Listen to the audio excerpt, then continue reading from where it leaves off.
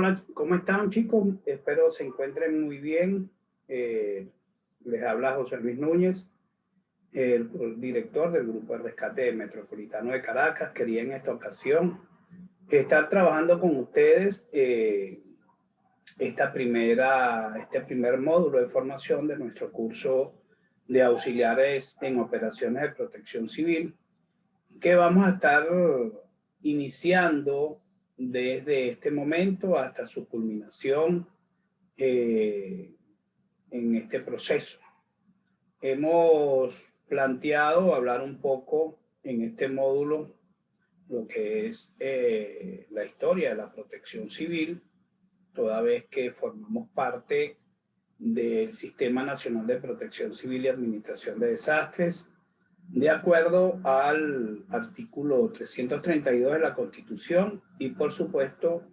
de la Ley de la Organización de Protección Civil y Administración de Desastres, que se promulgó en el 2002 y que de alguna forma nos va a brindar esas nociones de por qué y para qué estamos haciendo esto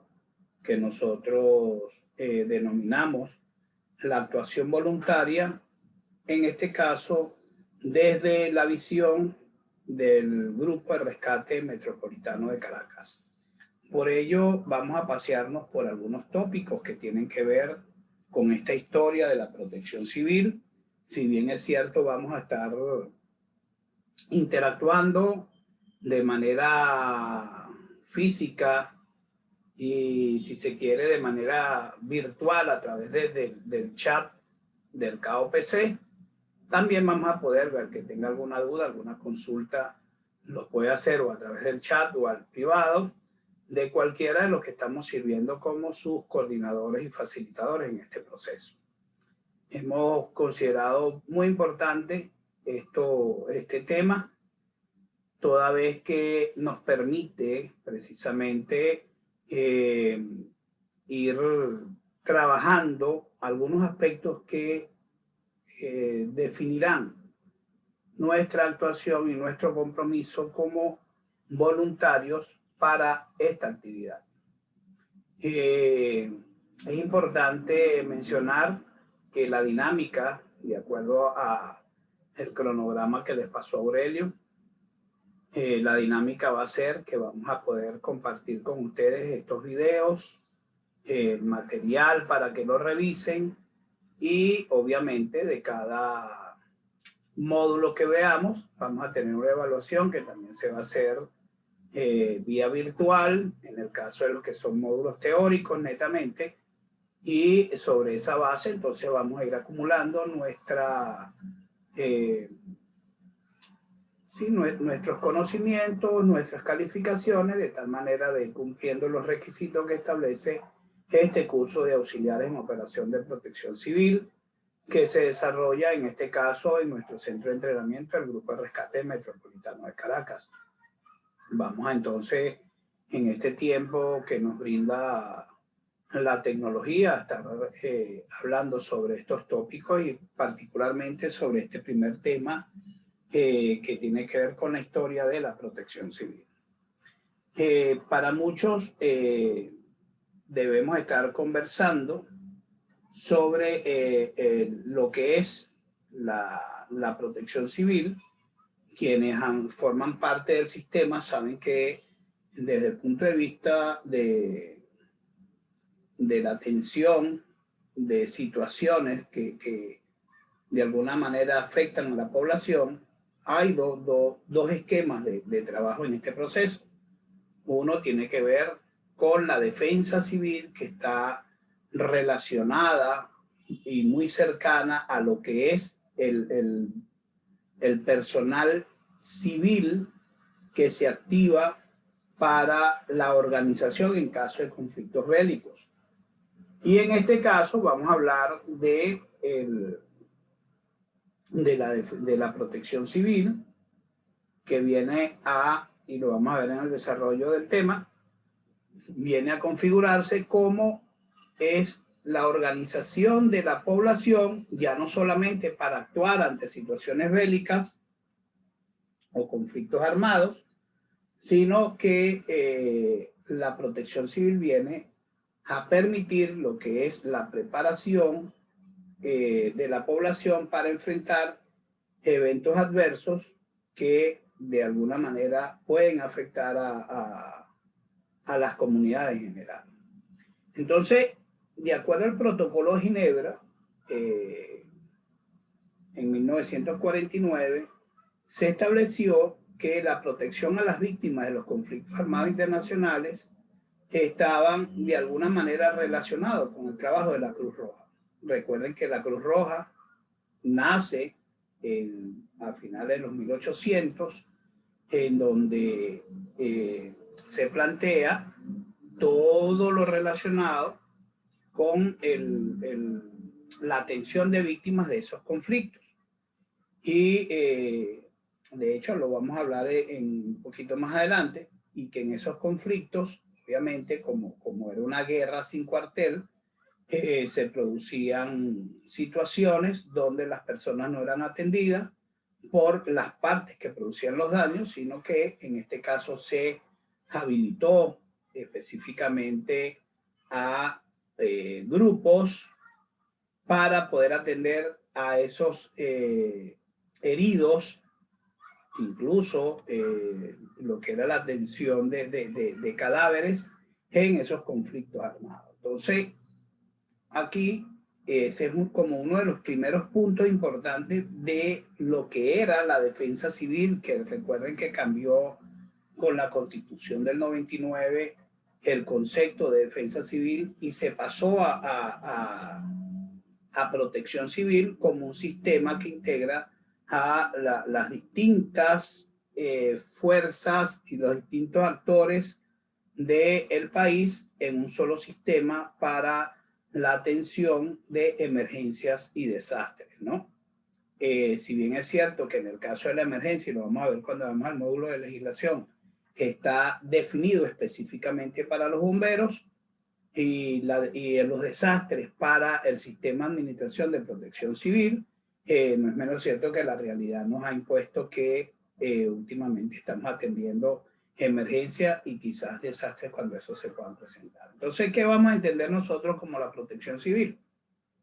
En este caso, y fíjense que aquí surge un punto importante que conocemos como lo que es las tareas humanitarias. Entonces, la protección civil no tiene otra, o no es que no tiene otra, sino su función principal es proteger a la población contra los peligros de las hostilidades y de las catástrofes, de tal manera que puedan ayudarla a recuperarse con efectos inmediatos. Es decir, poder responder a esa población que se encuentra en situación de apremio porque corre peligro su vida, sus bienes incluso. Entonces requieren de equipos que les permita poder trabajar en su estabilización para poder entonces atenderlos y poderlos ayudar a enfrentar este tipo de situaciones. Entonces, cuando nosotros hablamos de esto, fíjense que aquí surge el que podamos facilitar las condiciones necesarias para la sobrevivencia de esas personas. Los que hemos estado al frente de situaciones complicadas de emergencia y desastre, nos damos cuenta que tenemos casos, por lo menos como lo que tiene que ver con estructuras colapsadas, particularmente, que a medida que va transcurriendo el tiempo va disminuyendo la posibilidad de vida de las personas. Entonces nosotros nos vemos en la obligación de poder actuar de manera inmediata, organizada, para poder responder y ayudar a esas personas que se encuentran en ese tipo de situaciones adversas. Entonces, cuando nosotros estamos hablando de la protección civil, de acuerdo a la Convención de Ginebra, nosotros tenemos la posibilidad de hacer algunas tareas que están relacionadas con esta actividad. Obviamente hay un servicio de alarma. Aquí más adelante, cuando definamos lo que tiene que ver con la gestión del riesgo, nos vamos a dar cuenta que en ese proceso de gestión del riesgo, que nosotros tenemos un antes, un durante y un después, cuando estamos trabajando en todo lo que son las variables de identificación de las amenazas y que conocemos que esas amenazas pudiesen presentarse de manera tardía, como es el caso ahorita de las lluvias, por ejemplo, nosotros podemos tener un sistema de alarma que permita alertar a la población de tal manera de poderlos organizar ante la posibilidad de un evento adverso, como pasa cuando vienen los huracanes o cuando nos preparamos en los periodos lluviosos y suponemos que va a llover torrencial y eso puede generar derrumbes, deslaves y todo lo que tiene eso como condición. Asimismo, dentro de la Convención de Ginebra, en el año 49 se estableció procesos de evacuación. Cuando nosotros hablamos de evacuación, no es nada más que se suene una alarma y la gente corra, sino que también tiene que haber una organización. ¿Para qué? Para que esa evacuación sea organizada, que sepa la gente a dónde van a llegar, cuáles son los puntos que se deben abordar allí y que de alguna manera permita que cuando están en esos espacios que se han escogido para poderle brindar o garantizar cierta seguridad ante estos eventos adversos, las personas puedan trabajar. Asimismo, lo que es la habilitación y activación de refugios y albergues temporales en caso de situaciones muy graves de desastre, donde la gente puede acudir y puede recibir lo que tiene que ver con los tratamientos iniciales, con que puedan pernoctar, que se puedan alimentar y que de alguna manera se garantice lo que tiene que ver con sus condiciones como ser humano para ser atendidos como tal. Hay un punto aquí, como es el caso de aplicación de medidas de oscurecimiento. Eso regularmente está relacionado con actividades hostiles, cuando en algunos países que pudiesen ser susceptibles a ataques aéreos. Entonces, ¿cómo se hacen las medidas de oscurecimiento para poder salvaguardar a las personas? En el caso de lo que hacemos propiamente dicho, el caso de salvamento, servicios sanitarios, incluyendo primer auxilio y asistencia religiosa. Y fíjense que la asistencia religiosa se ve como un derecho humano ante situaciones de adversidad y calamidades. La lucha contra incendios, que aunque no seamos bomberos,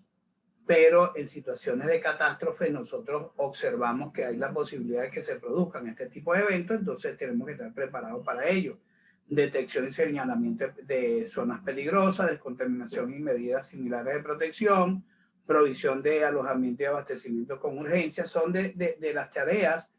que se han planteado para la protección civil de acuerdo a la Convención de Ginebra y que de alguna manera cuando ustedes revisan lo que es la ley de protección civil y administración para desastres, se van a dar cuenta que muchas de ellas están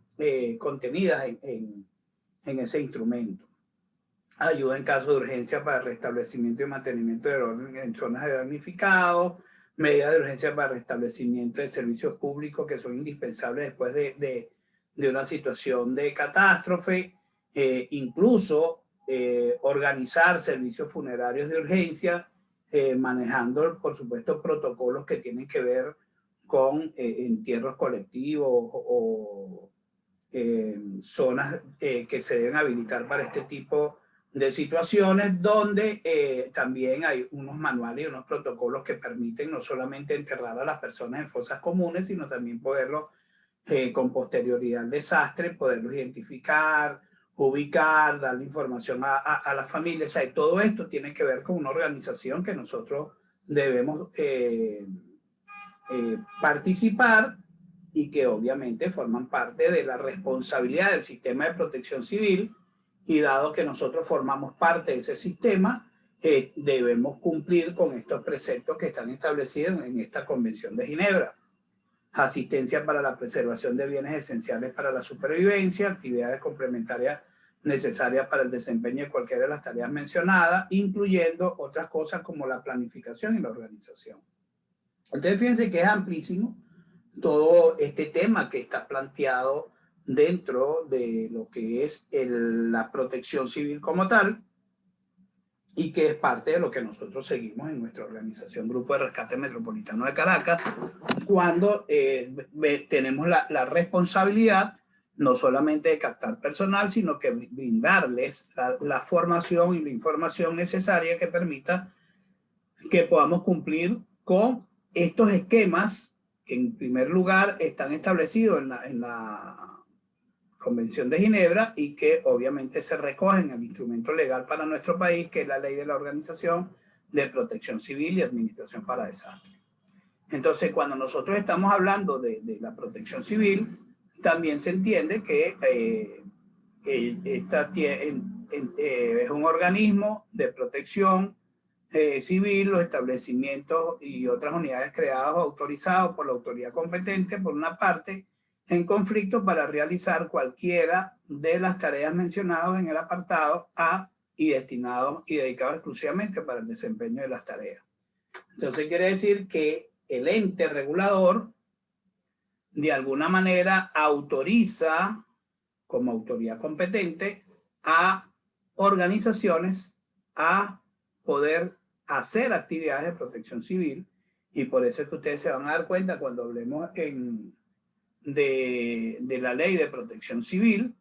se van a dar cuenta que del artículo 18 al 21 están contemplados lo que es la participación de grupos voluntarios en actividades de protección civil. ¿Ok? Cuando nosotros estamos en estas actividades, también se entiende que hay un personal de protección civil y son las personas que, por supuesto, están asignadas a esta actividad y que han sido entrenadas para eso. Ahí no solamente es la respuesta, sino la organización. Y cuando veamos precisamente lo que tiene que ver con INSARAT, que es uno de los temas que vamos a estar desarrollando en su formación, se van a dar cuenta que no es nada más querer ayudar a la gente, sino también tenemos que saber ayudar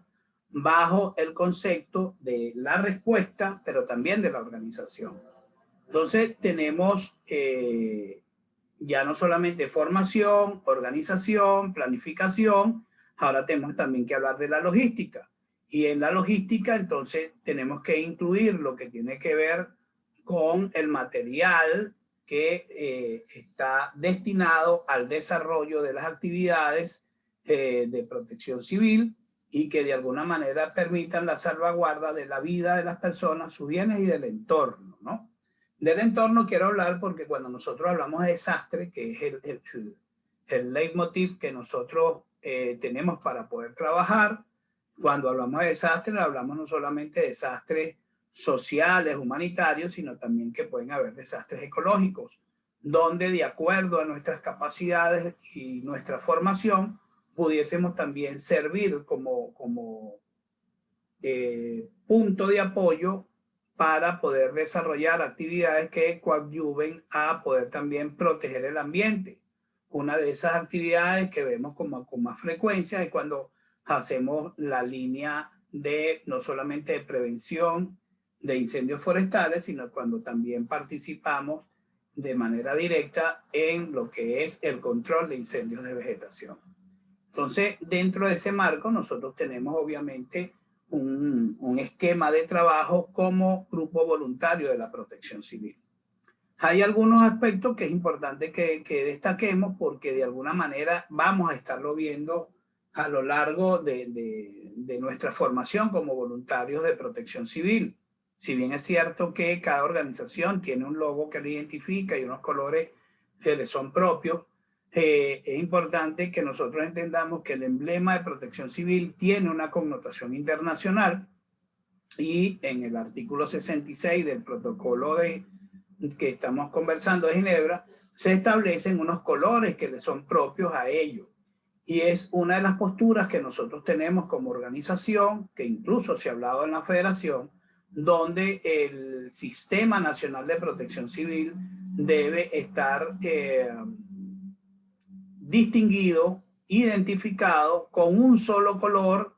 para el personal, sea este funcionario o voluntario del sistema, tal cual como funciona en otros países, de tal manera de poder crear espíritu de cuerpo, de que podamos tener una organización que precisamente no nos excluya, sino que nos incluya bajo un mismo concepto. De hecho, en nuestro país, ustedes ven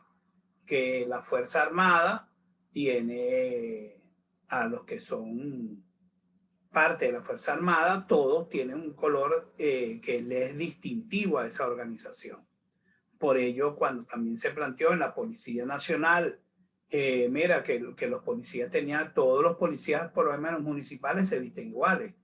Todos los policías estadales tienen unos mismos colores porque forman parte de la misma fuerza. Entonces, en el caso de los voluntarios, el color, y atendiendo a los colores de la protección civil a nivel internacional, debería ser el color azul y el color naranja, que es lo que distingue a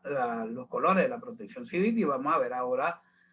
por qué esos colores, ¿no? Entonces ustedes van a ver